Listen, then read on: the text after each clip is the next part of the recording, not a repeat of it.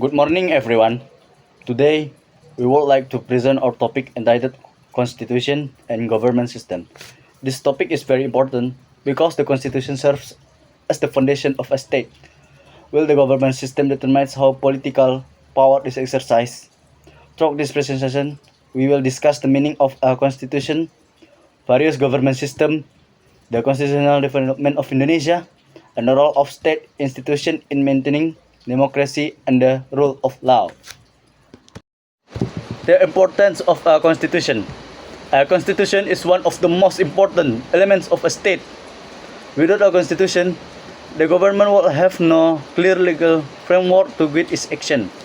The constitution functions as the highest law of the country.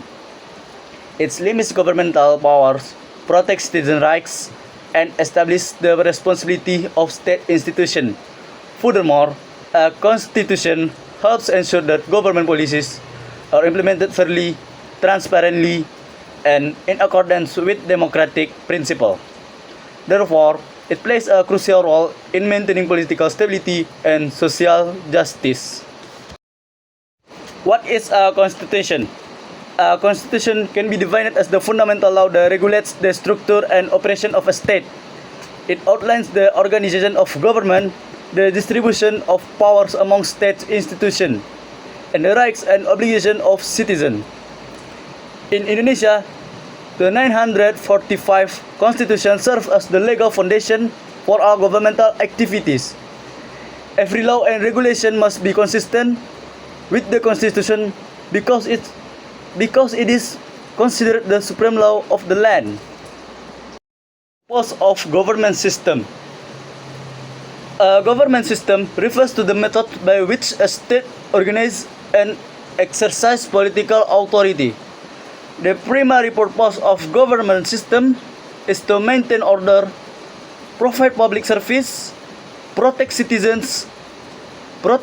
rights, and achieve national goals. In addition, a government system regulates the relationship among executive, legislative, and judicial institutions to ensure that governmental functions are carried out effectively and responsibly. Types of government system. There are three major types of government system commonly found around the world. First is the presidential system, where the president serves as both head of state and head of government. Second is the parliamentary system, where the prime minister leads the government and is accountable to parliament. Third is the mix or semi-presidential system, which combines elements of both presidential and parliamentary system by dividing executive authority between a president and a prime minister. Presidential system. In a presidential system, the president holds dual roles as head of state and head of government. The president is usually elected directly by the people and serves for a fixed term of office. One advantage of this system is political stability because the executive branch is not easily removed by the legislature. However, one potential disadvantage in the concentration of power in the hands of a single leader if effective oversight mechanisms are lacking. Parliamentary system. In a parliamentary system, the head of state and head of government are separated positions. The prime minister, who serves as head of government, is usually selected from the majority party in parliament. This system allows government policies to adapt quickly to political change. However, it may also lead to frequent cabinet change and political instability if parliamentary support weakness. Mixed system. The mixed or semi-presidential system combines characteristics of both presidential and parliamentary system. In this model, executive authority is shared between a president and a prime minister. Countries such as France use the system to balance political stability with democratic flexibility. The president usually handles strategic national matters, while the Prime Minister oversees daily governmental operation. Next, history of the Indonesian Constitution. History of Indonesian Constitution. Indonesia Constitution history has undergone several significant changes. After independence in 1945, Indonesia adopted the 1945 Constitution.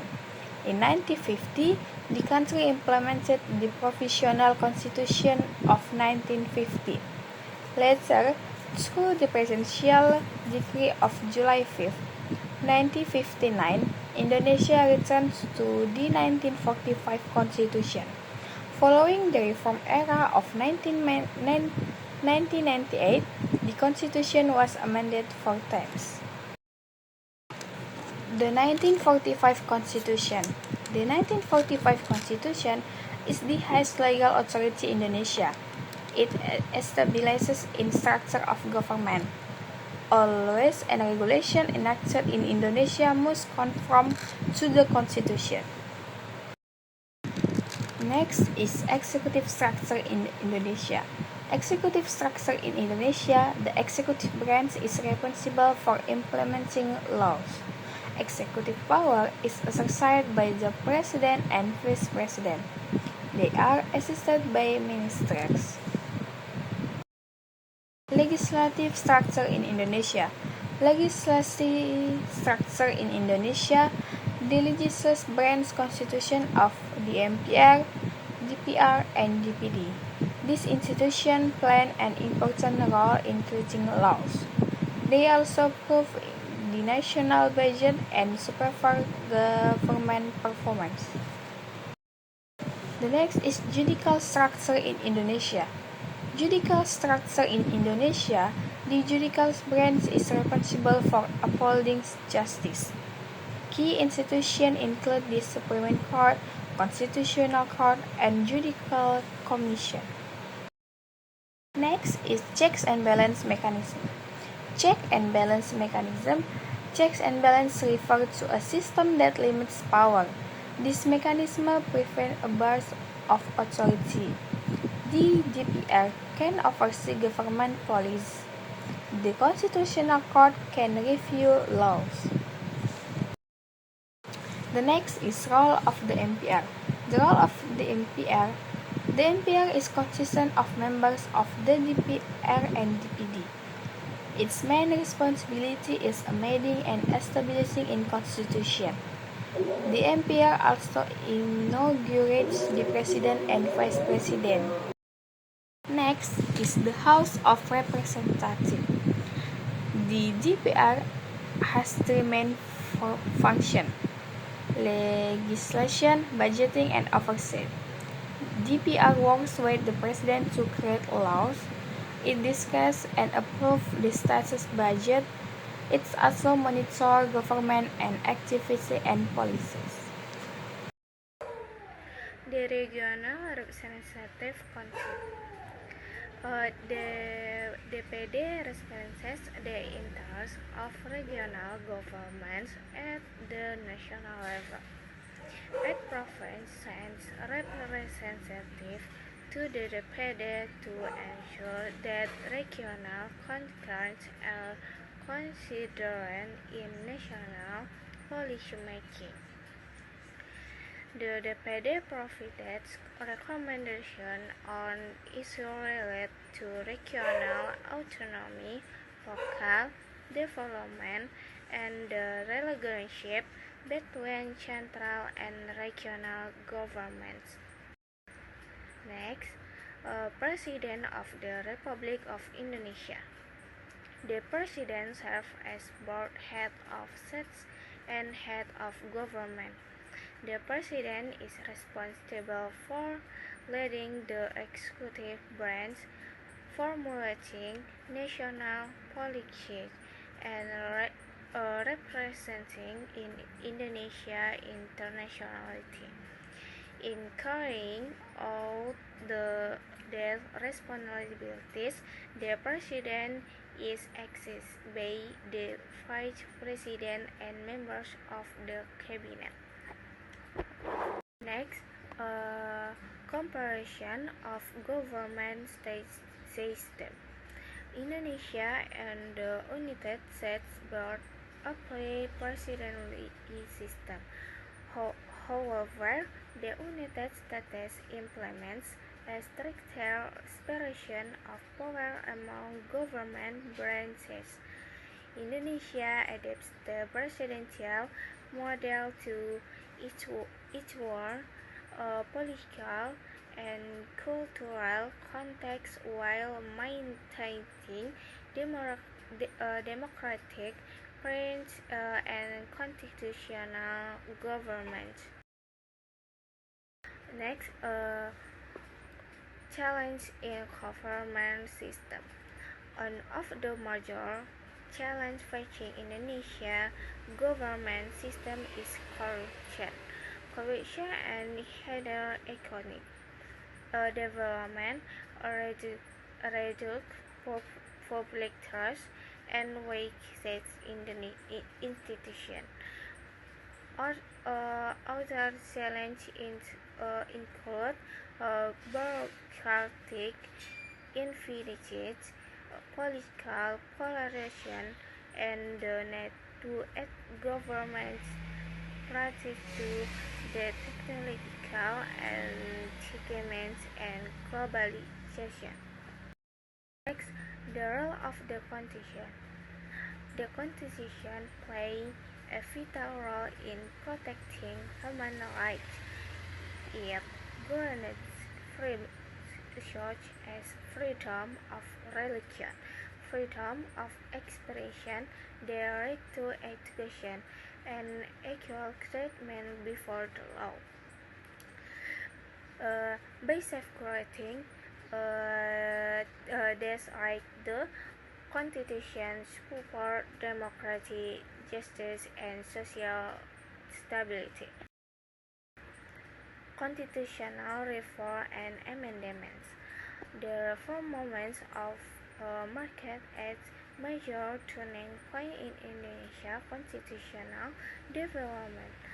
Four constitutional amendments were adopted to strengthen democracy, improve educability, and expand human rights protection. The reform also introduced direct presidential election and established new institutions such as the constitutional. The conclusion that can be drawn from the material we have presented is that the Constitution serves as the highest legal foundation and the main guideline for the administration of a country. Through the Constitution, the state regulates the distribution of power, the relation among state institutions, and guarantees the rights and obligations of its citizens. In Indonesia, the Constitution plays a crucial role in governing the system of government, safeguarding democracy, and ensuring that all government policies and actions are carried in accordance with the principles of law and justice. Furthermore, Indonesia presidential system of government operates through cooperation and mutual oversight among the executive, legislative, and judicative branches based on the process of checks and balance, allow challenges such as corruption, bureaucratic inefficiency, and the need for greater transparency in the digital era still exists. The Constitution and the constitutional reform that have been implemented provide a strong foundation for building a democracy, accountable and welfare-oriented government.